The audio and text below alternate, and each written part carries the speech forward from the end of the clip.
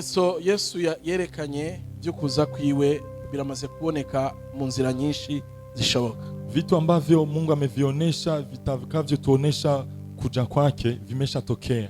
Kimwe mu vyo nobibutsa yavuze nuko hazoba ibiza byinshi ku isi bidafise izina bikomeye.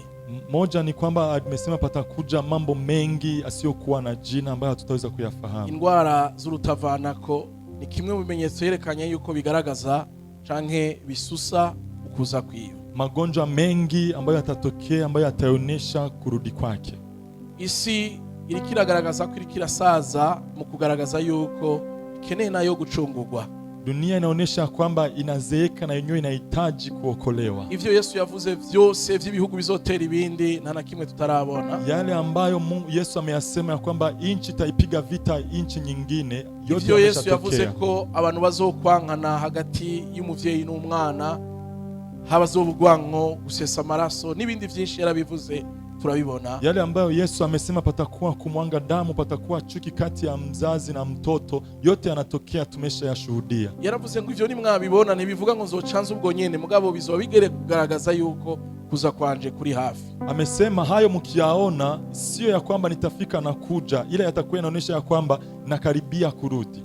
Ivyo rero iyo tubimenye ko Yesu yabivuze nk'abashinyeshengero, nk'abantu b'Imana, nk'abizera, tunapofahamu ya kwamba Yesu Kristo amenena hicho kitu kama watu wa Mungu ambayo tunaamini, byari bikwiye kudukangurira umutima wo kwibuka ubutumwa bwibagiwe muri ibihe turimo. Yatupasa kushtua moyo wetu ili tuweze kukumbuka injili ambayo imeshasahulika wakati huu. Uno munsi amashengero menshi ariko arigisha ivyizegwa by'abantu kubakundisha ivyo mwisi, nibakibigisha yuko hari ikindi kibanza, hari ubundi buzima tuzobamwo Yesu yadusezeraniye. Leo makanisa yanasambaza injili ya kusema imani ya kuonesha kwamba lazima tudumu hapa duniani tuwe na maisha mazuri, ila wanasahau ya kwamba kuna wengine uzima ambayo Kristo ametukubalia. Abakristo benshi birondera aho bababwira yuko bigiye kumera neza ivyo mwisi, aho mwisi ivyo bipfuza ni mwifuzo vyabo vyo mwisi bagiye kubironka, niho birondera ko bibera. Wakristo wengi wanatafuta fasi ambapo watawatia moyo wakiwaambia yale ambayo mnayahitaji hapa duniani yanataka kufika, yanataka kutimia,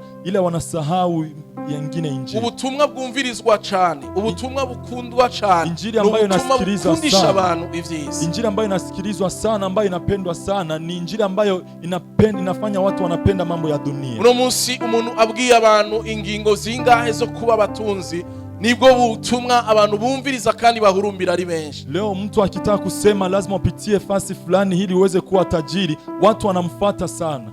Uno munsi umuntu ahagurutse avuga ngo afise inyishu y'ibibazo bikunze guhanga abantu mwisi, abantu baramukurikira ari benshi. Leo mtu akisimama nasema mimi nina jibu ya matatizo ambayo yanatokea watu hapa duniani, watu wanamfuata kwa wingi.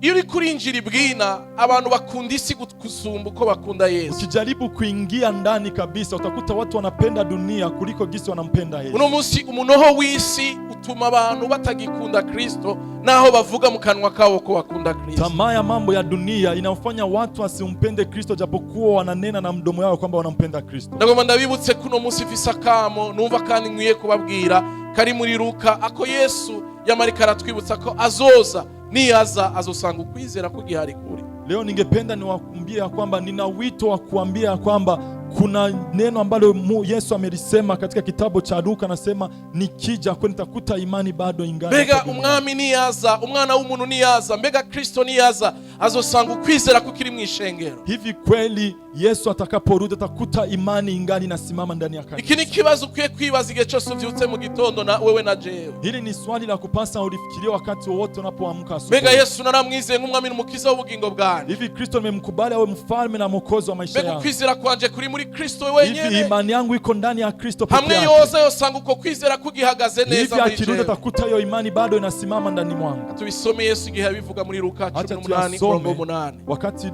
Yesu ameyasema katika kitabu cha Luka sura ya 18 mstari wa 8. Luka ikigabane cha 18 umurongo waho w'8. Luka sura ya 18 mstari wake wa 8. Ndababwira yuko ninawaambia izo bacira vuba, atawapatia haki upesi. Ariko umwana w'umuntu niyaza, mbega azosanga ukwizera kukiri mwisi? walakini atakapokuja mwana wa Adamu, je, ataiona imani duniani?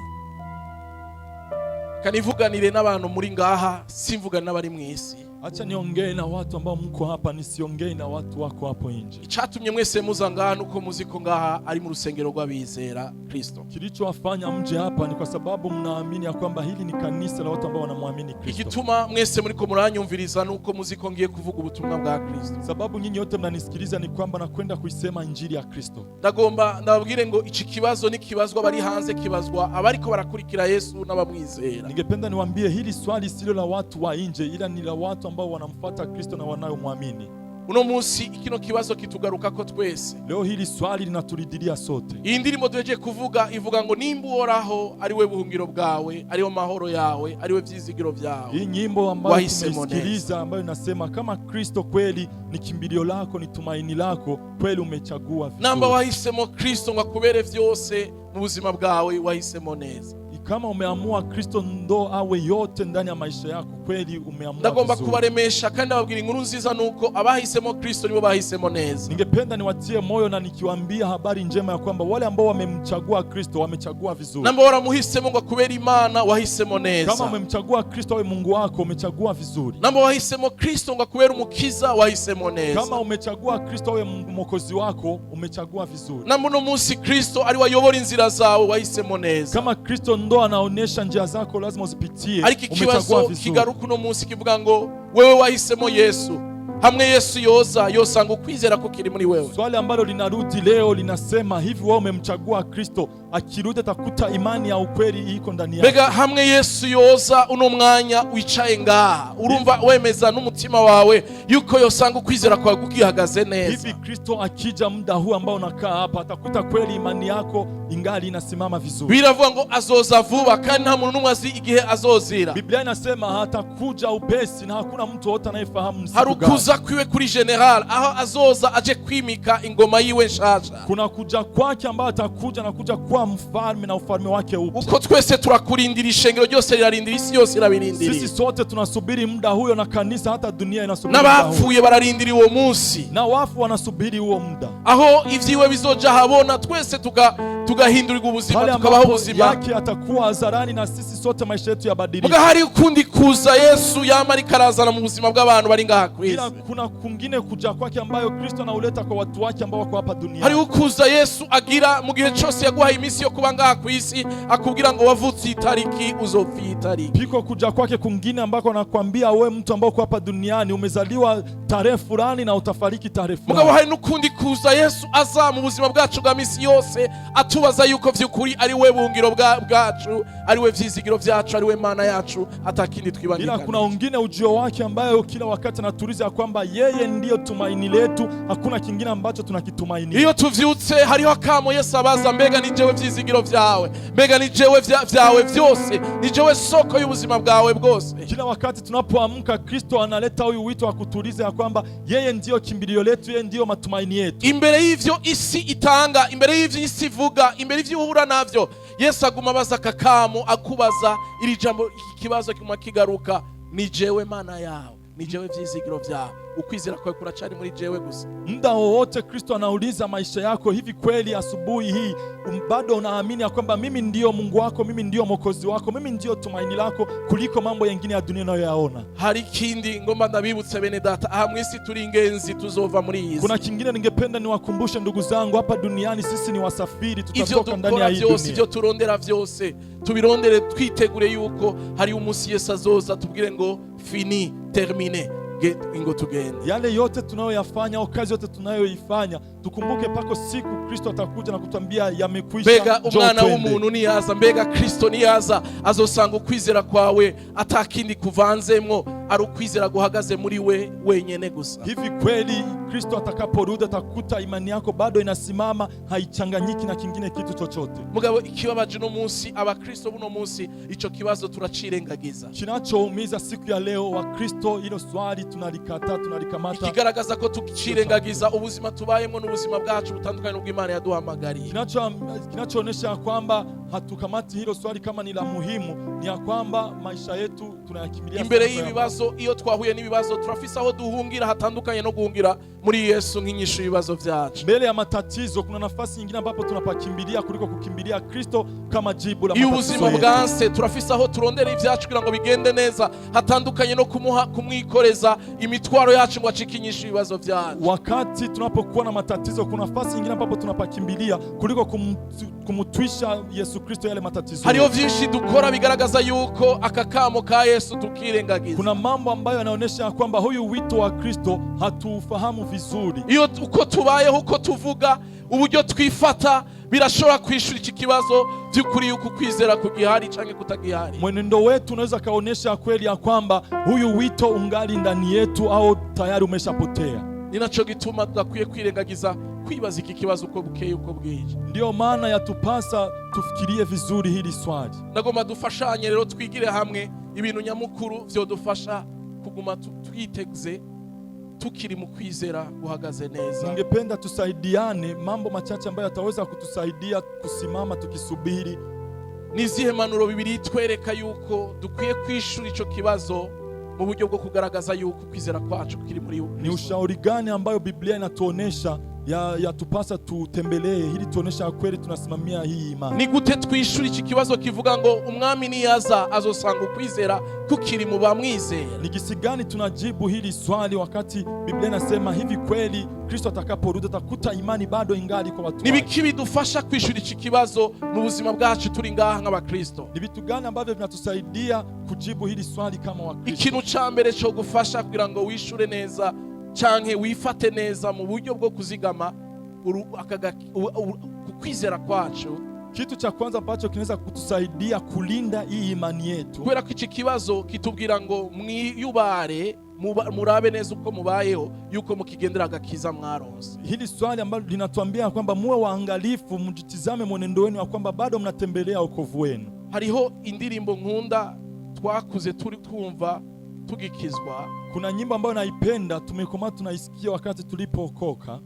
Twahora tuyiririmba kera muri fese kuri Fekabu hajya mu Nyakabiga. Tulikuwa tunaimba hapo zamani ku Fekabu mu myaka ya 80 na turiko turaraba amafilme y'Imana. Mwaka wa 80 tunapotizama filamu za Mungu. Niyo yakunda guca kuri ekran yavuga ngo msalaba mbele dunia nyuma, msalaba mbele dunia nyuma, msalaba mbele dunia nyuma, sitarudi nyuma tena.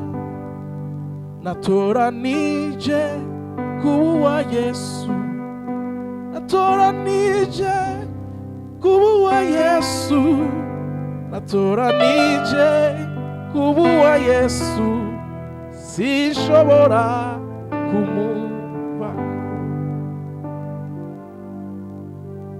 Msalaba mbele dunia nyuma, msalaba mbele dunia nyuma, msalaba mbele dunia nyuma, sitarudi nyuma.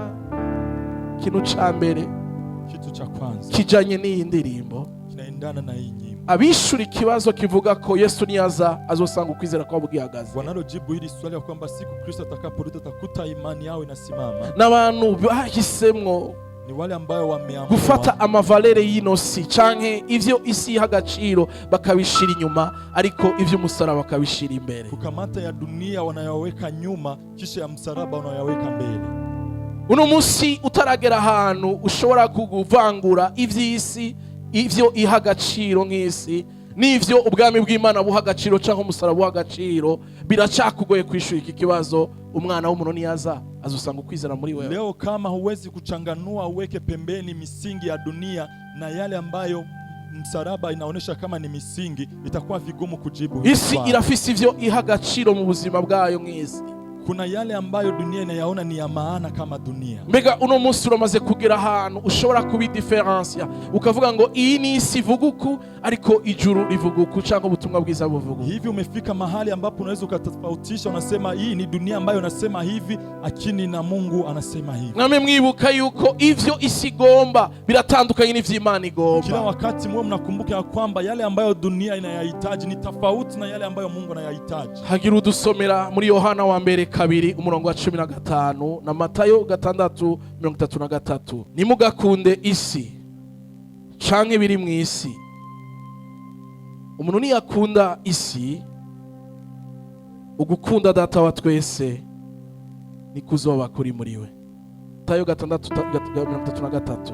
Tuangalie Matayo sura ya 6 mstari wa 30.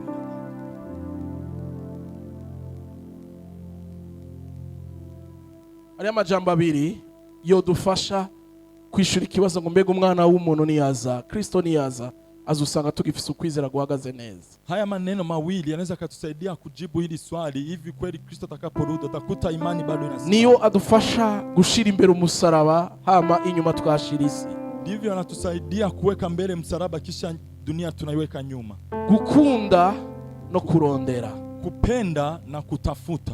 Mbega nk'umukristo niki ukunda gusumba ibindi mu buzima bwawe? Hivi kama mkristo ni kipi unakipenda zaidi ndani ya maisha yako? Icuhaye umutima nico gihava kiganza ubuzima bwawe kandi nico kigenga no kwizera kwawe. Kile ambacho unakipatia moyo ndo kitahukumu maisha yako na ndicho kitakuonesha wewe ni mtu gani ndani ya maisha yako. Ivyo ukunda cyane mu mutimi wawe, yale ambayo unayapenda sana rohoni mwako, nivyo biganza ukwizera kwawe, ndivyo yanamiliki imani yako. Ninacho gituma ngaha Yohana yavuze ngo nimugakunda isi, nimugakunda ibiri mu isi, ariko mukunda Imana. Ndio maana hapa Yohana amesema msiipende dunia ila mpende Mungu. Ikindi nuko Matayo yanditse ngo murondere ubwami bw'Imana. Kingine ni kwamba Matayo amesema utafuteni kwanza ufalme wake. Ikikurazishinga mu vyo urimo vyose, igituma uvyuka kare, nico kigaragaza neza yuko ukwizera kwawe aho guhagaze. Kile ambacho kinakutia shahuku ndicho kinaonesha imani yako ya kweli kwamba bado inasimama. Sisi ko murarabu no munsi yuko hari igihe ijwi ry'Imana rinyura n'abantu bivanye nuko imico yacu usanga iri kiragwanya ukwemera no kwizera muri twebwe. Leo imani inapigana vita na moyo wetu kwa sababu karama zetu zinatuonesha, ndozo zinaonesha kwamba bado tunapenda mambo ya dunia. Uno munsi abakristo baracaha agaciro imanza gusumba kubana n'Imana. Leo Wakristo wengi wanapenda sana sherehe kuzidi kukaa na Mungu. Uno munsi abantu bacaha agaciro imanza gusumba kuba boje imbere y'Imana nko kuvugana nayo, nko gusenga, no kwidwebera mu ijambo ry'Imana. Leo watu wanapenda masherehe sana kuliko kukaa na Mungu na kusoma neno la Mungu na kukaa na Mungu. Narabibonye mu micacu y'abarundi umuntu yotuma asiba gusenga ariko akitaba urubanza. Katika mila zetu za Kirundi mtu anaweza akashinda kanisani ila anakwenda kwenye sherehe. Mbega ukundiki, ukunda gusenga cyangwa ukunda kugira ngo mu manza babone yuko witware kimanza z'abantu? Hivi kweli wewe unapenda kuomba au unapenda watu katika masherehe waone kweli wewe unajali sherehe za wengine? Mu Burundi gukunda ibi bintu byo kwitwara kimanza, bakubone mu rubanza, uterere mu rubanza, izina ryanje rije kuri liste mu rubanza, aho nibaza kuvuga baterere nanje njemwo, nibifise agaciro gusumbaho umuntu avuga ngo ivyanje byose ni vy'Umwami. Hapa kwetu kutoa mchango wako ndani ya sherehe fulani na jina lako liwe juu ya kwamba umesaidia kwa hiyo sherehe, ndivyo vinapeleka muda kushinda watu wawe na Kristo wasome neno la Mungu wa kwenda ndani. Mu Burundi umuntu arashobora kuja muri akaja ahantu muri soirée igihera saa 9 z'ijoro samedi akitega neza ko dimanche azora umunsi wo kuruhuka. Leo mtu anaweza kwa kwenda kwenye sherehe ambayo itaisha saa 9 za usiku na anajua siku ya Mungu nitakamata muda kweli wa kutosha niweze kupumzika. Mbega ikirori gifise kibanza kingana gute? Yesu afise kibanza kingana gute? Hivi kweli sherehe za furaha zina nafasi gani ndani yako na Yesu ana nafasi gani ndani yako? Hari abantu baprefera kusakrifia umunsi wo guhura n'Imana, umunsi wo makoraniro nkaya kubera ko azi neza yuko urubanza rwarantwaye nararushe. Kubw'ivyo rero dimanche n'umunsi wa repos. Leo kuna watu ambayo wanautoa muda wa kuja kanisani, wanasema nimechoka, sherehe imenipeleka muda na nimeniweka kabisa niwe hoi. Mbega niki ukunda gusumba ibindi? Ukunda kubonana n'Imana, ukunda gusenga, canke wikundira yuko wisambukira ukaryoherwa n'abagenzi? Hivi ni kipi ambacho nakipenda kati ya kukaa na Mungu na kuwa na Mungu wala na kuwa na wajama zako na kufurahi? Nasanze mu Burundi niho hantu hari ibibanza vyo kuryoherwa. Abarundi niho bakunda ikirori gusumba uko bakunda gusenga. Nimekuta hapa kwetu ndo kuna nafasi za masherehe za kufurahia zaidi ya nafasi za kukaa. Mu Burundi niho tugifeta aho umwana yaronse certificat ahejeje maternelle.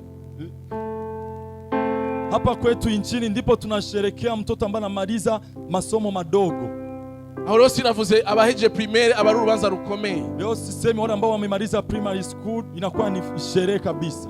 Sinavuze rero segondere hoho n'abantu barabura amahoro ko ataronse ikirato ciza. Leo sasa sekondari watu wanakosa amani kwa sababu wamekosa kiato kizuri cha kukivaa. Mu Burundi dukunda ibirori telma Imana ifise ikibanza gito mu buzima bwacu bwo gusenga. Hapa kwetu tunapenda masherehe zaidi mpaka Mungu iko nafasi ndogo sana ndani ya maisha. Nimuronderera isi mu vyaha, muronderera isi muri vyaha bindi muha agaciro. Isi yashize imbere n'imico iri kiraduga muri iki gihe turimwo, wibaza ko ari ibintu bito mugabo biko biravogera ukwemera kwacu. Mutafutie dunia ndani ya madhambi fulani, ila mutafutie dunia kwa yale ambayo yako yanatukuta, japokuwa tulikuwa tunaona kama ni mira nzuri ambayo tunapaswa tuitembelee. Hari abantu batakigira umwanya wo kwiherera kuko bama mu manama dahera. Kuna watu ambao hawana tena muda wa kukaa na Mungu kwa sababu kila wakati wako kwenye mikutano haishi. Wamurushe kubera inama zose zo mu Burundi zibujumbura ni wowe unakuwa president. Leo unachoka kila muda kwa sababu mikutano yote wewe ndio unayaongoza. Iyo bakeneye ninde azodupangira ibi nabijya, ni wewe wa muhari waravyitangiye, amakomite yose ni watumako. Wakati wanahitaji mtu gani abata tupangia hivi na vile, wewe umeshajitolea, kamati zote zinakuita wewe. Mugabe ikibabaje uganira ryari n'Imana yawe. Kinachohuzunisha ni muda gani ambao unaongea na Mungu wako. Mbega ukunda Imana cyangwa ukunda ivyo bintu vyuko abantu baryohera banezereza? Unapenda Mungu au unapenda hayo mambo ya kuwafurahisha watu? Mbega musalaba uko mbele au ni dunia iko mbele? Mbega musalaba uri mbere canke isi ni iri mbele? Siza kuvuga ivyaha, ndaza kuvuga utuntu duto dutwara Imana ikabura kibanza. Sitasema dhambi, ila nitasema yale mambo madogo madogo ambayo yanatupeleka na Mungu anakosa na muda wa kutosha. Uzi kuvuga ego kuvyo bakupropose vyose mu buzima. Kila wakati unakubali kwa yale yote ambayo wanakuomba. Ala fin Imana ikabura kibanza mu buzima bwawe. Mwisho Mungu anakosa nafasi ndani ya maisha yako. Tuzoduga ruguru tufise ikirori kiniki, ego niho tutakwenda mikoani, tuko na kitu fulani tutakifanya, kweli mimi nitakuwepo. Kucegwa kuri eglise we nibisanzwe kuko wasinzire washitse uteba, utegezwa kuryama saa minwi kugira ngo kuri eglise uhatonde saa 4:30.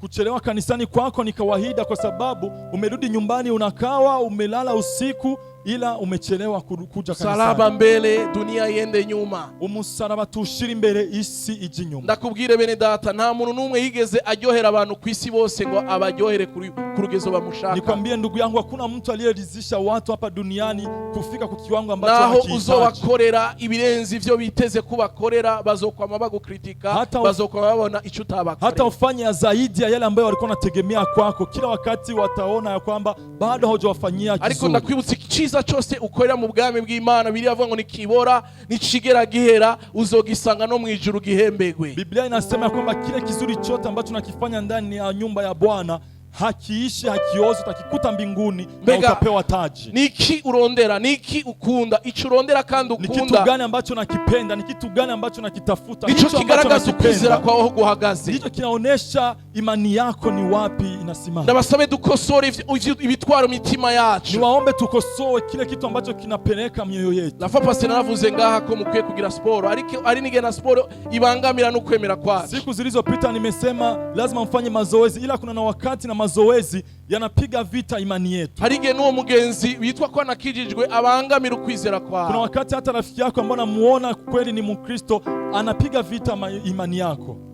Ndababwira ngo mukunde imiryango yanyu, mugabo hari n'igihe umuryango wawe ukubera intamamye yo kubandanya ukwemera. Ninawaambia mpende familia zenu, ila kuna na wakati familia zenu zinakuwa tatizo ndani ya imani yenu. Raba umwanya ubaha, raba ikibanza ubaha, nimba kidasumba ikibanza uhimana n'umwanya uhimana. Angalieni nafasi ambayo unawapatia, uangalie muda ambao unawapatia na muda ambao unapatia Mungu. Igihe cyose ntabona ko Imana iri hejuru y'ibintu vyose, reka mvuge ngo vyose. Nimba ndi umugabo, Imana iri hejuru y'umugore wanje, umwanya m'Imana ukwiye kurenga umugore wanje. Kama mimi ni mume ndani ya nyumba, lazima nimuone Mungu kama iko juu ya zaidi, juu ya mambo yote. Mubambaye umubiri ngaho umuntu nkunda wa mbere n'umugore wanje, ariko Yesu wanje ansumira umugore wanje. Kati ya wabinadamu wote mtu ambaye nampenda zaidi ni mke wangu, ila Yesu wangu ni zaidi ya mke wangu. Hari abavyeyi basiba kubera ko mu bebe yavyutse. Kuna watu wanashinda kanisani kwa sababu mtoto ameamka. urumva umubebe yavyutse nategezwa kumuha amata, nategezwa Mtoto kumugira iki, ameamka, imenipasa nimpatie maziwa. umwana akabikigirwa amana. Mtoto kila wakati anakuwa kama kimungu. Pastor, narifise ikibazo c'akazi, naronse akazi, urumva Sasa nilikuwa na tatizo ya kazi, sasa nimepata kazi, naona pastor umva kazi. sigaye nabwije hama ngaca nduhuka, nico gituma nakiboneka. Narudi nyumbani nimechelewa, kisha Msalaba mbele, dunia nyuma. Umusaraba imbere, isi inyuma. Nitutashikaho Imana tubona ko ivyo dufise vyose ari ibiduha, dukwiye kwiha ikibanza kirenze ivyo dufise. Kama tukifika fasi tuone Mungu ya kwamba iko juu zaidi ya yale ambaye anatupatia, itakuwa vigumu kujibu hili swali. Ninacho gituma ivyo dukunda n'ivyo turondera bikwiye kuba biganzwa cyane no kurondera Kristo. Ndio maana yale ambayo tunayapenda lazima yawe chini ya yale na kutafuta Kristo. Ndi mu kazi kanje, Kristo niwe mwami wa kazi kanje. Nikiwa kazini, Kristo ndio mfalme wa kazi yangu. Mu muryango wanje, Kristo niwe rufatiro rukuru, ni nawe mutwe w'umuryango. Ndani ya familia yangu, Kristo ndiyo msingi na ndiye kichwa cha familia yangu. Igituma mvyuka kare ubwa mbere ni Kristo tubanza kuvugana, ava yuko mvugana n'umugore canke n'ibindi. Kinachonifanya ni amke asubuhi mapema, Kristo ndiye tunaongea mara ya kwanza kabla ya kuongea na mke wangu. Kristo ni aba ari wari imbere ya vyose, Kristo akiwa mbele ya yote na Kristo akiwa nafasi ya kwanza. Biroroshe cyane ko iki kibazo kivuga ngo umwami niyaza azosanga ukwizera kugihari. Ni virahisi sana kujibu hili swali ambalo linasema Kristo akija atakuta imani bado inasimama. Hakindi kizosubira gutwara ubuzima bwawe bitume usamara. Hakuna kingine kitachukua maisha yako kisha kikuzubarishe.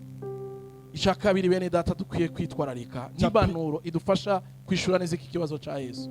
Cha pili lazima tukifuatilie kama ushauri wa Kristo. Nuko mukwiye kumenya ngo nigihe twarondeye ivyo mwisi niturondere Yesu, ibi vyo mwisi ni vy'akanya gato birahera. Hata wakati tumeyatafuta ya dunia kisha tusimtafute Kristo, tufahamu vizuri ya kwamba ya dunia ni ya muda mchache.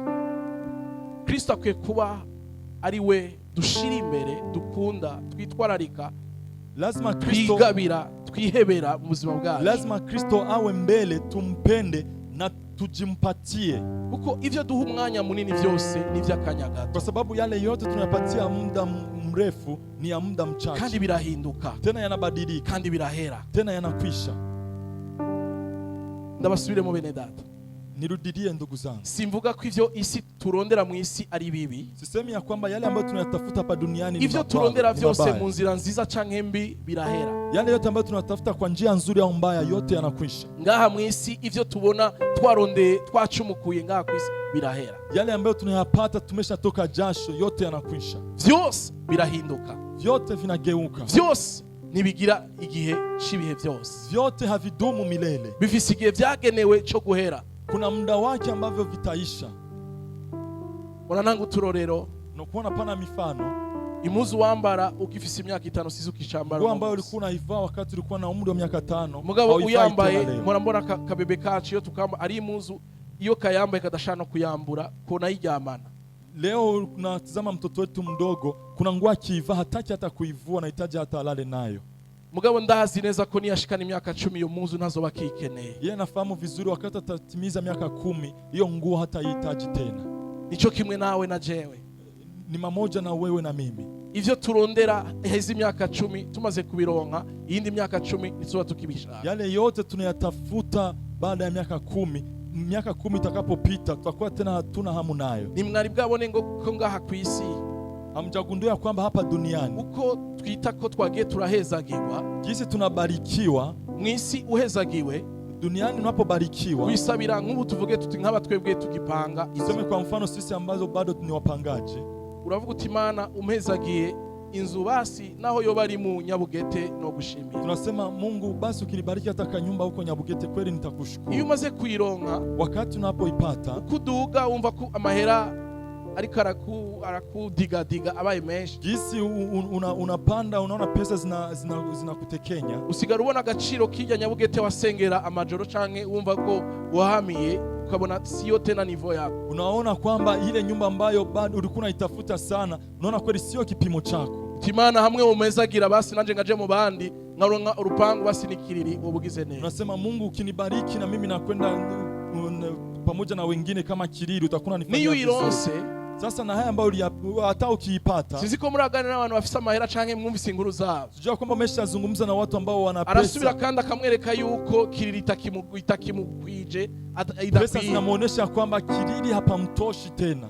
Agaca avuga ati hamwe noronka nk'inzu muri Amerika nanje noja mu Sasa bandi. hivi kweli nikipata nyumba Marekani nitakuwa sawa? Arinda apfa yumva yuko ivyo yarondeye bitamuhamza bitamubumba kuko agaciro kavyo gafise igihe kagenda. Anafikia siku ya kifo chake bado angali na tamaa na yale ambayo anayahitaji, kwa sababu yale yana muda ambayo hawezi kuzidi. Mu misi iheze umuntu afise iPhone 6 yaba afise telefone nziza, Siku zilizopita mtu alikuwa na iPhone 6, alikuwa na simu nzuri ariko sana. uno munsi na jewe igihe nagura iyi 10 nabona ko ari nziza Ila cyane. leo hii nimeiuza iPhone 10, nimeiona ilikuwa nzuri Ubu sana. Ila leo hagezweho igana gute? 13, 14, 15 sinzi. Bageze kuri 20 sinzi. sijui wamefikia wapi. Ibintu byose turondera ngaha ku isi ni vy'akanya gato, birahera. Yale yote ambayo Byagenewe tunayatafuta hapa bisi duniani umunezero ni ya uhera. muda mchache, anakwisha na furaha yake ni ya muda mchache. Uno munsi iyi ni kigezweho, iyo ufise ni kigezweho, hari ikindi kigezweho. Leo hii sio ndio yenyewe iko juu sana zaidi ya zingine. Leo kuna nyingine ambayo iko juu ya hii. Wafise imiduga igihe wawugura wabona ko wahejeje, Wala mugabo ambao hari wana- indi gumisoho. Wale ambao wana magari, wakati ulinunua hiyo gari umeiona kabisa hiyo ndio inatosha kwa hiyo muda, lakini leo kuna nyingine ambazo zimetoka. Ndakwibutse yuko isi hari igihe duhenda yuko ivyo bintu nitwabironka tuzoba duhejeje ubuzima bwacu, mugabo ni vy'akanya Leo gato. dunia inatuonesha kwamba tukipata hicho kitu tutakuwa tumemaliza, ila ni ya muda mchache. Hari igihe tubirondera duciye mu nzira mbi tukanahemuka mu kwizera kwacu nitwubahirize ivy'ijambo ry'Imana Kuna ritubwira. wakati tunayapata kupitia njia mbovu, hatufuatilii neno la Mungu gisi linasema Hari ndani ya maisha igihe yetu. ikinyoma kitubesha kikavuga ngo hamwe wobesha ico kintu Kuna wokironka wakati- kandi ukironsa uzobura umuntu akomeye Kuna ngaho. wakati uongo unatudanganya, unasema ukisema uongo hicho kitu utakipata, na ukikipata utakuwa mtu wa juu sana hapa. Ndagomba ndakumenyeshe ico worondera cyose wahamiye uno munsi ubona ko utarakironka ubuza amahoro. Ningependa nikwambia kwamba kile ambacho unakitafuta leo, unatamani hicho kitu, unasema kama sijakipata sina amani, Kumva yuko atajoro ukwiye gusinzira ico kintu utagishitseko. unakosa hata usingizi usiku wakati hujafika kwa hicho kitu. Pour votre information ni c'akanya gato. Ningependa niwajulishe ya kwamba hicho kitu ni cha muda mchache. Niwagishikira umunoho wawe uzocohera. Utakapokifikiria tamaa itakwisha. Ntiwari washika ahantu usonza ubonye ingi ukavuga ati hamwe ndazishikira ndazitemagura ndazereka. Haujafika mahali ambapo unahisi njaa, unasema nikifikiria chakula kabisa nitakionesha. Umaze kurya ugahaga ugacumva yuko izo nyani zari ziryoshe kandi igihe warushonje wabona ko ziryoshe. Wakati unakula ukisha shiba unasema hiki chakula hikuwa kitamu. Wakati umekikula umesikia kabisa ni kitamu. Hari igihe twahora tujya tukabwira mama urakoze vyari biryoshe ngo yasha abana haryoha inzara. Kuna wakati tulikuwa tunakula kisha tunambia mama asante, chakula kilikuwa kitamu, kisha mama anatuambia hapana, njaa ndo tamu. Burya inzara n'umunoho w'ivyisi urashaka kukwibagiza ukwemera kwawe ico kukubwira n'amavalere y'ukwemera kwawe. Hivi nikwambie, tamaa na njaa vinaweza vikakufanya wewe usahau imani yako na imani yako ya msingi. Hari igihe bikwibagiza yuko Imana uko yagugize agakiza yaguhaye gafise amavalere y'ubwami, hari inyifato ukwiye kugira, hari amadesizio ugira isi idakwiye kugira. Kuna wakati tamaa inakufanya usahau kile ambacho umekifanya ndani ya Kristo. Kuna yale ambayo wewe yakupaswa yatembelee na yale wewe hupaswi kuyatembelea. Hari igihe isi twibagiza yuko ngaha ku isi ivyo mwisi vyose ni vy'akanya gato, birahera kandi vyose Kuna wakati dunia inatufanya tunasahau ya kwamba yale ambayo tunayaona hapa duniani ni ya muda mchache, yatakwisha. ugacubaho ubuzima buvuga ngo mpemuke ndamuke. Kisha unaishi maisha ya kusema lazima bora niseme uongo kisha niamke salama. Mbega umwana w'Imana niyaza uri kurahemuka uzoramuka vy'ukuri. Hivi kweli Mungu Kristo atakaporudi akikuta huko katika maisha ya uongo, hivi kweli utaamka salama? Mbega umwana w'Imana niyasanga ico kinyoma cawe gitumye uronka ivyo umunoho wawe waguhamagariye azo vy'ukuri niyaza bizokumera gute? Hivi kweli itakuweje wakati Kristo atakuta huko unatembelea ndani ya uongo ili upate kile ambacho unakihitaji? Twiyubare ingingo zose dufata ivyo turondera, twamwe twibuka yuko isi n'ivyayo vyose ivy'akanya gato. Tuwe waangalifu katika uchaguzi wetu, kwa sababu kila muda yale ambayo tunakimbilia hapa duniani ni ya muda mchache na yanakwisha. Ica kabiri, vyose birahera. Naco gituma ngoma ndakwibutse ngo Ndio maana ningependa icyo nikukumbushe gufasha yuko ubuzima bwawe butodendebukirwa muri Kristo kinachoweza kukufanya usife moyo ndani ya Kristo ni ukumenya ngo vyose ni vy'ubusa, vyose kufahamu birahera. vizuri ya kwamba yote ni bure, yote yanakwisha. Bakobwa n'abahungu mutarubaka ingo zanyu, Wanawake na wanaume ambao bado hamjakuwa na hari igihe mafamilia, mubura amahoro mukanata ubwoko mukigira n'inyifata itariyo kubera ko mutarishurwa ngo muronke abagabo n'abagore. kuna muda ambao mnakosa amani, mnafanya hata mambo yasiyostahili kwa sababu hamjafunga ndoa. Hari n'igihe mudusaba tubasengera amasengesho yo kubatiza umupagani witoreye mw'ibarabara ngo hava kubera umugabo muzobana ibihe vyawe vyose. Kuna wakati mnatuomba hata kumwombea na tumbatize pagani ambaye mmemchukua barabarani na mtakwenda kuishi pamoja milele. Ngo n'umwana mwiza pastor, ngo nahari basengera hajya ahantu mtoto bunama bagira mzuri, japokuwa anaingilia ngo nanzoganywa, kule, hanywi pombe, ngo nta bandi bakobwa akunda atari jewe yakunze, hapendi wengine wanawake kuliko mimi. Ndakwibutse ngo niwashika muri urwo rugo uzomenya ko vyose n'ubusa. Nikukumbushe, ukifika ndani ya hiyo ndoa utaona yote ni bure, byose bizohera. utaona yote ni bure na yote yatakwisha. Erega natwe twubatse Kristo, narabibabwiye nituba muri paradizo. Hata sisi ambao tumefunga ndoa ya Kikristo hatuishi ndani ya paradiso.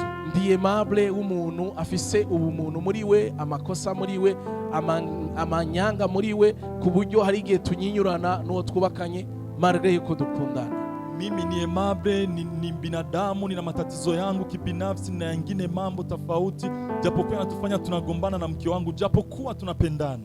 Ndashaka kubibutsa ngo n'urugo si paradizo. Ningependa niwakumbushe, na ndoa na familia sio paradiso. Urashobora kurushikamo ukibaza igituma warira ukeneye umugore, warira ukeneye umugabo. Unaweza ukafika ndani ya ndoa kisha unasema kwa nini nilikuwa nalidia kufunga ndoa? Yesu niyatachika isoko y'umunezero wawe.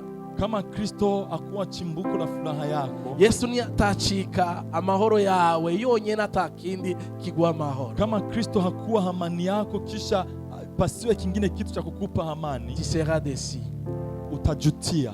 Uko niwashika no mu rugo, kwa sababu hata ukifika ndani ya hiyo ndoa, mwatangura kutumva ibintu kumwe, wakati mtaanza kuona mambo tofauti, uzokwibaza ngo narihenze, uyu siwe kandi yari kweli mimi nimejidanganya, huu sio huyu. Bikwibutse ngo vyose ni vy'akanya gato, vyose birahera. Yakukumbushe yote ni ya muda mchache na yote yanakwisha. Turashobora kumara ukwezi kose sheri shusha, tunaweza tukafanya mwezi wote tukisema sheri shusha, sweetheart honey, yani oh niko twatudi twose na yale yote ambayo tunayasema. Mugabo kwezi kwa kabiri, wakati napofika mwezi wa pili, moto umuriro nibihera vyuko tuba sheri shushu, hayakwisha kuwa tuko masheri shushu. Mugabo umuntu wenyene ubusheri bwe budahera ni Kristo gusa. Ila yule ambaye usheri wake hauishi ni Kristo peke yake. Kuko hari igihe tunyinyurana, kuna wakati tunagombana, sindavyumva kuvyumva, sinemera, siyaelewi kama gisi wewe unavyoyaona, ndavyanse, hayo siyataki, urambabaje, urantsitaje, unaniumiza, unanikwaza, saba ikigongwe canke ikigoma.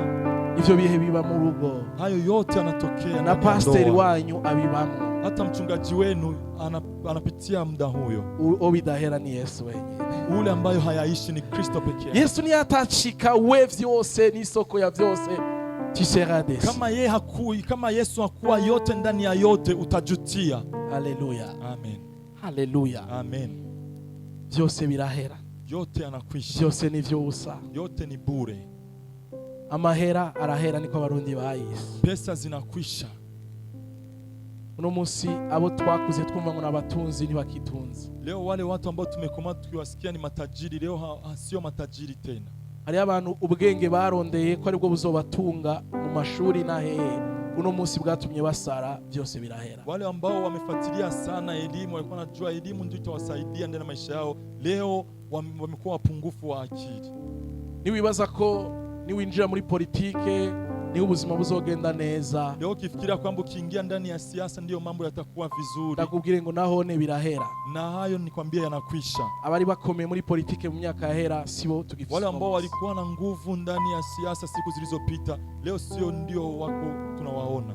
Uribaza yuko ni warongo umuduga ibibazo byawe bizohera? Hivi nafikiri ukipata gari matatizo yako yatakwisha. Umunsi uzowinjiramo igitoro na vidange na pièce de rechange izokikubwira ngo wa munezero pa. Ndani ya hiyo gari kisha mafuta na vingine vitu vinakuletea matatizo, ile furaha itakwisha. Ivyo mwisi vyose birahera, ya dunia yote yanakwisha. wibaza ko ukunze umukobwa mwiza afise amatreya yuko gunda niho umunezero wawe uri. Hivi unafikiria ukimpenda binti mrembo ambayo ana maumbile yale ambayo unayahitaji ndio furaha yako itatimia? Ni wamuvyara ko 3, 4, 5 uzobona ukudagenda hivi. Atakapokuzalia mara 3, mara 4, mara 5 utamuona kibadilika. Byose birahera n'ubwiza burahera. Yote yanakwisha, hata urembo unakwisha. Natwebwe ivyacu n'abagabo birahera. Hata sisi kama wanaume ya kwetu yanakwisha.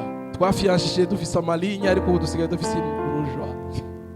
Birabasha. Leo tumechumbia tukiwa na kama hivi, leo tuko hivi. Haleluya. Amen. Vyose birahera. Yote yanakwisha. Vyose bigira gute? Birahera. Yote yanakwisha. Haleluya. Amen.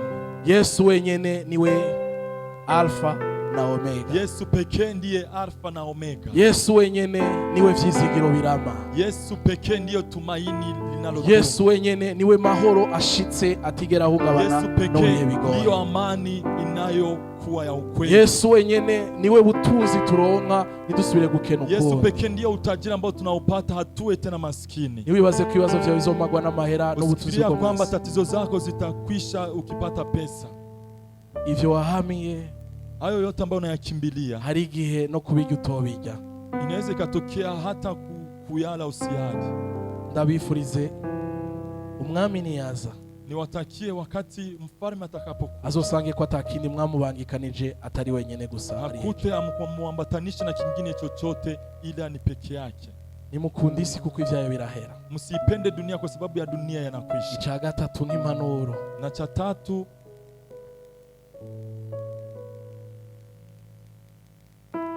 mwirinde isi irafise ubuhinga bwo kutubehendesha ibisayangana, ariko amaherezo yayo ari mabi. Mwe waangalifu kwa sababu dunia ina ujanja wa kutudanganya na yale mambo ambayo yanangaa japokuwa mwisho wake ni mbaya. Ya ndirimbo mbi wayifashe ku mutwe wenda kwemera mu kuririmba siniangushe. Byose birashira ni voilà, vyose nibihenda amaso birasayangana. Isi ifise ubwenge, dunia ina ujanja bwo kuduha cadeau empoisonné, wa kutupatia zawadi ambayo ina sumu. Bisayangana ariko bitarinza zahabu, yanangaa ila si zahabu. Mwirinde cadeau z'isi itanga, muepuke mazawadi ya dunia.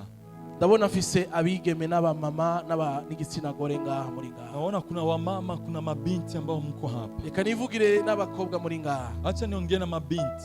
Isi itanga cadeau iri empoisonné. Dunia inapana zawadi ambayo ina sumu. Uno munsi arashaka kubwira ati tubonane nofiske umwanya muto uzomfise tuatire nziza. Muda mchache utakuwa na gari la kifahari. Nawe ugendere mu muduga usa neza, ubu umukobwa nawe afise iteka. Nawe utembelee gari nzuri, uwe katika kiwango kizuri cha wanawake. Birasayangana kugiye kuronga umuduga hamutuze nga Pastor Imana ni nziza, Imana yagize. Vinangaa kwa kuwa unakwenda kuimiliki gari unasema Pastor Mungu ni mwema, Mungu amenikumbuka. Anige mudufata ko turi bibono tudafise n'ubwenge abapastor. Wakati mnatuchukulia sisi ni wapumbavu, hatuna akili. Gerageza gufata umuntu nka jewe mfise amashuri make umugire ko waronse imodoka nukora. Ifikiria mtu ambaye mimi ni masomo machache, umepata gari, huna kazi, nta kontra nimwe ifise ku kwezi canke ngo banki kwizere gwede kuvera ugura imodoka. Hauna makubaliano yoyote au benki ikupatie pesa uuze gari.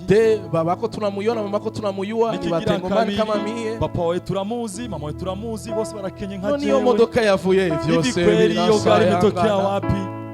Ariko ivyakoretse kugira ngo imodoka iboneke navyo tuzi. Yale ambayo yametendeka hili hiyo gari patikana. Nta nivyo nkeneye kumbwira. Na sihitaji unambie. Ariko wibuke yuko bisayangana ariko maherezo yayo ni mabi. Ila ukumbuke vinangaa ila mwisho wake ni mbaya. Vyose ni birahera, vyose yote yanakwisha, vyote vinangaa kini vyose biragera. Ariko amaherezo yavyo ni bibi kandi birayica. Ila mwisho wake ni mbaya. Cadeau empoisonné, zawadi iliyokuwa na sumu. Birashobora kutangura muri hanze bisa neza, vinaweza vikaanza nje vinaonekana ni vizuri. Nigeze kubatera inkuru twavuga ubutumwa muri 2012 aha mu masoko yose y'Ibujumbura. Nimekuambia wakati tulikuwa tukitembea tukiwaambia watu injili, N'abagenzi banje n'abapasteri bamwe, na marafiki zangu leo wengi ni mapasta. umwe yegeze kuvuga ubutumwa akantu karandyohera, ndagafata ndaza kwibuka. Mmoja amewahi kuhubiri kitu akanifurahisha, nitakakumbuka tu. Unajiwaza uko unatesa, ukibaza ngo uri gukora ibikomeye, leo unatesa, uno munsi wibaza ngo uri kuratesa, kesho utateseka, ejo uzogogwa. Nasema this is the revelation, wow, I got it. Nikasema kabisa huu ni ufunuo kweli amefunuka. Kuna miaka ya kutesa, hariho igihe cyo gutesa, ariko ni ibisayangana, kuna siku utateseka, ila ni yale ambayo yanangaa tu. Hariho umunsi uzogogwa. Ego uzoganira n'abakobwa barushe, wongera na wanawake ambao wamechoka, wameshakuwa mama. Ubuzima wowe wibaza ko ari wewe unaona wenjoka na gashugwe, aho uciye hose gashugwe, wamepitia ndani ya hiyo uzima ambao wewe unajiona kweli wewe ni uwa. Sunshine, jua linawaka.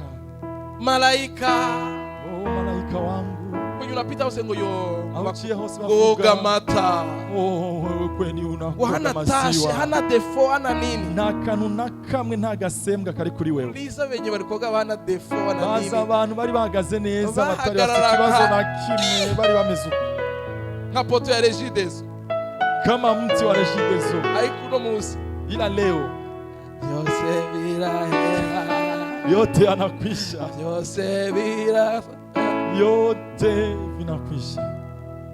Hivi bako na matumbo kuzidia mimi, uno munsi bafise inda gusumba jewe, birahera, yanakwisha. Leo ukijiwaza kama ubuto bwawe ari wo mutahe wawe, leo ukifikiria kwamba ujana wako ndiyo mtaji wako, Satani alikara kuhenda, shetani anakudanganya.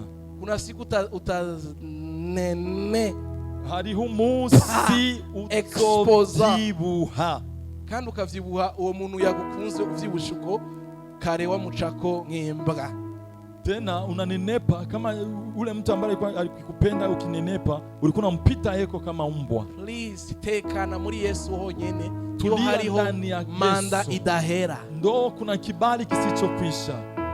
Banamuke tuza, basore mtulie, wanaume mtulie, papa ba mama dutuze muri we wenyene, wa baba wa mama mtulie ndani yake pekee. Ukija mubona bikayangana vyose si nzahabu, kwa sababu yale yote ambayo mnayaona yakingaa si dhahabu. Hariho amakado Satani atanga, kuna mazawadi ambayo shetani anazipana. Azikukunda ikirori azokubeshera mu kirori, kwa sababu anajua kwamba wewe unapenda masherehe mbalimbali, atakudanganyia umma. Turakomeye, tuko yulu kama pofu ya turi hejuru nk'isabuni ya turi tuko amaherezo y'ipofu ni chini, mwisho wa pofu ni hasi. Amaherezo yo gutesa no guteseka, mwisho wa kutesa ni kuteseka. Ivyo ibikayangano no munsi, yale yote ambayo yanangaa leo, kesho biko na garanti ya kwisha, ejo bifise umwanya wo guherirako. Uwabivye nabi azokwimbura bibi, aliyepanda maovu atavuna maovu. Ninacho gituma, ndiyo maana umwana w'umuntu niyaza, Kristo atakaporudi, azosanga ukwizera kugihagaze, atakuta imani bado inasimama. Haleluya, amen. Mu bihe bigoye azosanga guhagaze, ndani ya shida akute tumesimama. Mu bihe vy'ingorane azosange duhagaze, ndani ya matatizo hatukute tumesimama. Mwanamke ukikosa mafuta, tuma basi ubwira mugenzi wawe mukobwa, wa mukobwa ni wabura mafuta, mwambie basi rafiki yako. Muri eglise turikundanira, bwira ba mama bari ngaha, kanisa tunapendana, mwambie mama ambaye iko hapa. Basi bose ni batakumva uzobwire madame wanje, basi kama wote watakusikia umwambie mke wangu, basi turabe ya mafuta tuyakugurire, basi tuchange hiyo mafuta. Ndayabuze basi ndondere mu bantu banyumvira ngaha, benshi baranyumvira ngaha. Basi nikikosa kuna watu ambao wananisikiliza, niwaambie please nipatie 5 million hapo ndani. Ndabasavye vraiment ndakeneye bitanu ngaha. Mbega nobahamagara mwokwanga kunyitaba 5 million. Nikiwaita kusimu mtanipokea. Moyampa. Mtazinipa. Ariko nkize umukobwa ashaka kubahisha Yesu. Lakini ni muokole mwanamke ambaye anahitaji kumheshimisha Kristo. Vyose birahera. Yote yanakwisha. Bakobwa. Irijwi ryanje. Hii sauti yangu. Satani ni yakuzanira cadeau empoisonné. Shetani akikuletea zawadi ambayo ina somo, uzokwibukira ijwi ryanje. Ukumbuke hii sauti yangu. Umubwire uti no. Mwambie hapana, hapana. Ichakani novuga vyinshi kamvuga ichakani. Naweza nikayasema mengi, acha niseme cha 4. Mwirinde abagenzi muepuke marafiki b'abana b'umwiza. ambao ni watoto Isi wa Bibiliya avuga shetani. ko ari umwiza. Isi ni umwiza. Giza. Leo dunia ni giza. Bibiliya kiravuga isi ivuga nk'umwiza, ikonsidera Biblia nk'umwiza. inaposema dunia inaionyesha kama giza. Ubwami bw'Imana ni wo muco. Ufalme wa Mungu ndio mwanga. Mwirinde rero ko Satani isi iba proposa abana bayo Muepuke ya kwamba dunia iwaoneshe watoto wake ngo baba bagenzi bashika ku mutima, wawe marafiki zenu ambao ni wanafika ndani ya reka roho. nabivuge nitonze. Acha niyaseme nikitulia. Bene data bakundwa, nshuti z'umusaraba wa Kristo muri ngaha, Ndugu zangu wa Kristo ambao mko hapa, mwirinde kugira abagenzi badakijijwe Mwe buzuye waangalifu. amaprincipe y'isi n'amavalere y'isi. Mwe waangalifu, msijiambatanishe na marafiki ambayo ni wa kidunia, wana misingi ya dunia. Simvuze ngo nimukwiye kubana canke nimukwiye gukorana. Sisemi hamlazimiki kuwa pamoja na kufanya kazi kwa pamoja. Imvugo nkoresha nuko batogira influence ku buzima bwayo, Ila msemo nao tumia wasiwashawishi, nibabe aribo bahanuzi b'umutima mufise, wasiwe watu ambayo ni washauri wenu wa ndani. kuko mwibuke ko umwana atanga ivyo se amuha. Mkumbuke vizuri, mtoto anakipana kile kitu ambacho baba yake anampatia. By the way, abazogira mariage tuzokwiga. Mkumbuke wale ambao watakwenda kufunga ndoa, mkumbuke tutasoma. Hari icigwa tora twiga ndiko ndabigisha. Kuna somo ambalo tunalisoma wakati na Kandi wafundisha. cyose kiraturaba n'abamaze kubaka. Tena hata wale ambao wako ndani ya ndoa yote Ni anatuhusu. icigwa kivuga background and upbringings. Uburyo kahise k'umuntu nuko yakuze. Ni somo ambalo linasema historia ya mtu na gisi amekomaa. Burya byinshi bikugize n'uburyo warezwe naho wakuriye. Kwa sababu yale ambayo yanakufanya ni jinsi wewe umelelewa na jinsi umekomaa. Abana bakuze ba mama babo bakangamira base, biramworohera kukangamira umugabo wiwe kuko yabibonye nyina bikorera se. Wale watoto ambao wamekomaa wakimwona mama akisema na sauti ya juu akimwongelesha baba, inakuwa ni rahisi sana na kwao kufanya hivyo. Abana bakuze papa kubita mama barahakwa kwibaza ngo umugabo afise ijunja akwiye gukubita umugore. Wale ambao wamekomaa wakimwona baba anampiga mama, mara mingi wanakomaa wakimuona kweli lazima mwanaume ambaye ni wa ukweli anampiga mke wake. Hari imiryango byose babishira ku isiniya bakavugira ngaho muri salo. Kuna mafamilia ambayo yote naweka hapo, wanaongelea hapo wakiwa hapo sebuleni. Gushikaho na urashobora kunanirwa kumenya ngo papa ninde ngaha, mama ninde. Paka unashindwa kuelewa kusema huyu ndiye baba, huyu ndiye mama. Ni umuryango uri muri demokrasi iteye ubwoba. Ni familia ambayo inajiweka uhuru zaidi. Mama wewe unakuwa unaingiza usiku kama hivyo vile mama hivi. Papa hivyo navyo papa. Tunasema baba hapana, wewe naye unazidisha. Sikubali. Uwo mugore umutwaye, huyo mke unapomchukua uzovuga kuzivye, utasema kisha kunyamazishe. Lero utazi uko yakuze na kahise kiwe. Sasa kama hukufahamu gisi amekomaa ujue na historia yake, birashobora kukuzanira intamba myukuba ku rugo rwawe. Inaweza kakuwa tatizo ya gisi ya kufunga hiyo ndoa. Amavalere yiwe nayo yonse ako yakuze na kahise kiwe. Misingi yake ameinyonya kule na gisi amekomaa na historia yake. Kwabo banamuke njoo kona neno, banaume nabo ni iwabo, abakobwa nabo bafise ijambo, abahungu nabo ni labdara. Ivyo rero bizomugira ku ruhara no mu rugo rwiwe. Hayo sasa yatamtokea hata ndani ya nyumba yake. Okay, nariko ndabaprofita ku manote, reka tusubire mu cigwa cacu. Acha sasa turudi katika somo letu la leo. Icigwa cacu kivuga ngo ikindi ca kane cyo bafasha kwishura neza ikibazo Yesu yabaje. Somo letu linasema kingine cha ine kinaweza tusaidia kujibu hili swali la Yesu. Evite yuko isi igupropose abagenzi bo mwisi. Mujiepushe na dunia isije kuwapatia marafiki wa dunia. Kubera uburyo amavalera bagize na ya Satani ni isi. Kwa sababu vile ambavyo wanavitembelea ni vya shetani na dunia. Bagize ingorane ari umukobwa, inzira yo kuronka inyishu imbabazo vyiwe nuko arondera umugabo bakundana w'umugore wundi agacaronga ikibazo inyishu ikibazo. Kama mwanamke anaona akiwa na tatizo ni kutafuta mume wa mwingine ili aweze kuwa msaada ndani ya hizo tatizo. Uri umugabo ukora akazi kawe ifoko ugwiza kinyoma kugira ngo wunguke cyane mu buzima. Ukiwa mwanaume ambao unafanya kazi yako lazima uwe na uongo ili uweze kupata faida isi zaidi. irafise systeme iyubatse, Dunia ina mpango wake wa jinsi unavyojengwa. abana bayo irabekipa n'amavalere y'isi nyene. Watoto wake inawapatia vile vyote ambavyo wanahitaji kama watoto wa dunia kweli kweli. Naratangaye yuko muri eglise dufise rimwe na rimwe mu eglise amwamwe dufise abantu bakiraguza. Nimeshangaa sana kusikia ndani ya makanisa kuna watu ambao wanakwenda kwa waganga. Ugiye gukurikirana usanga afisa abagenzi baja ku bapfumu, na wewe par influence ngo uyu anatumikishaga Bibiliya, ngo uyu ngo ni muganga tu, ngo ni docteur, ngo ni koja tu, bale barisomaka bana bahitaka ni ba docteur, me uyu ni muganga.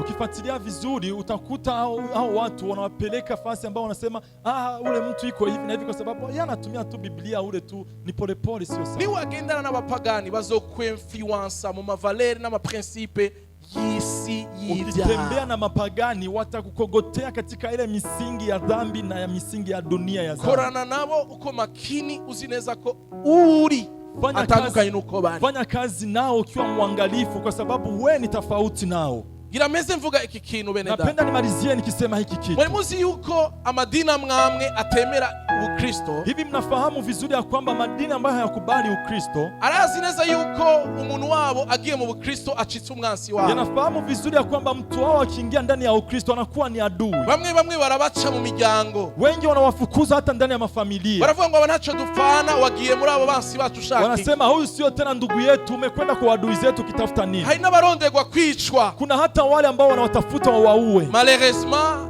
pauvre que nous sommes, abakizwa na bakristo. Kinachohuzunisha sisi wa Kristo, wewe rafiki yako wa kwanza ni mtu mwenye hana imani ya Ukristo. Umugenzi wawe wa mbere ni waundi atizera Kristo. Ni waundi yirirwa mu bapfumu, ni waundi anatembelea kwa waganga, ni ule ambaye anaomba Mungu asiyokuwa Mungu wako. Ni waundi bamwo biboneka bigaragara, abiposta Instagram, Twitter na handi hose. Ni yule ambaye dhambi zake ambazo anazitembelea anaziposti kila fasi, WhatsApp, hata Some ya mbere ivuga neza ngo wirinde kwicara n'abantu nk'abo. Zaburi ya kwanza inasema ujiepushe kukana watu kama hao. Bazokwigisha urwango mu gihe Imana ikwigisha urukundo. Watakufundisha ubaya japokuwa Mungu anakufundisha upendo. Bazokwigisha gutandukana n'umuryango wawe mu gihe Imana itubwira ngo twubake ubumwe bw'umuryango wawe. Watakufundisha kujitenga na familia yako japokuwa Mungu anatuita tuwe umoja na familia zetu. Bazokwigisha kwinzira zose zishikana ku Mana mu gihe tuzi kwinzira ari Kristo Yesu wenyene. Watakuonesha kwamba njia zote zinafikisha kwa Mungu japokuwa tunafahamu vizuri kwamba njia ni Kristo peke yake. Twitandukanye n'ibintu byose vyotuma Kristo adacika isoko y'ukwizera kwacu. Tujitenge na kitu chote ambacho kitatufanya tusione kama Kristo ndio chimbuko la imani yetu. Mese ndababwira bene data, Kristo niyaza asanga ukwizera kwacu kugihaga. Malizieni kuambia ndugu zangu, Kristo atakaporudi akuta imani yetu bado inasimama. Asange twaramwizeye nk'Imana yacu yonyene. Akute tumemwamini kama Mungu wetu pekee. Ni Kristo twizeye ko yaduhaye agakiza igihe twari dupfuye twishwe n'ibyaha byacu. Ni Kristo ambaye tumemwamini wakati ametupatia wokovu tulikuwa tumekufa tukifa kwa ajili ya dhambi zetu. Ni Kristo twizeye ko ari we aduha imbabazi kandi ari we atuzigama. Ni Kristo vyizigiro vyacu byonyene. Kristo ambaye tumemwamini kwamba anatusameza dhambi zetu na yeye ndiye anatulinda japokuwa Kristo ndio imani yetu pekee. Hama tusubire kandi tubane nawe tumwizera nk'umwami w'ubuzima bwacu. Na tuongeze tena tuishi naye tukimkubali kama mfalme wa maisha yetu. Umwami w'ubuzima bwacu ni wavuga tukexecute. Ndani ya maisha yetu yeye ndiye anasema kisha tunafuata. Nta kindi twumvira atari Yesu. Hakuna mwingine ambaye tunamsikia sio kwa Yesu. Nta rindi tegeko twubahiriza atari igiwe. Hakuna ingine amri ambayo tunaifuatilia isipokuwa amri yake. Nta bundi buzima duhamagariwe kubaho atari ubuzima bwiwe. Hakuna ingine uzima ambao tunautembelea isipokuwa uzima wake. Nta kindi gifise agaciro mu buzima bwacu atari Kristo wenyine. Hakuna kingine cha maana ndani ya maisha yetu isipokuwa Kristo. Mbega umwana w'Imana Kristo Yesu yaza. Mwana wa Mungu atakaporudi Kristo Yesu azosanga ukwizera kugihari muri wewe. Atakuta imani bado ingari ndani yako. Mu kazi kawe Kristo agume ari we kwizera kwawe wewe. Ndani ya kazi yako Kristo ndiye abaki ni imani yako. Urugo rwawe mu vyawe vyose aho uri hose yako katika mambo yako yote. Tuhaguruke dusenge. Tusimame tuombe.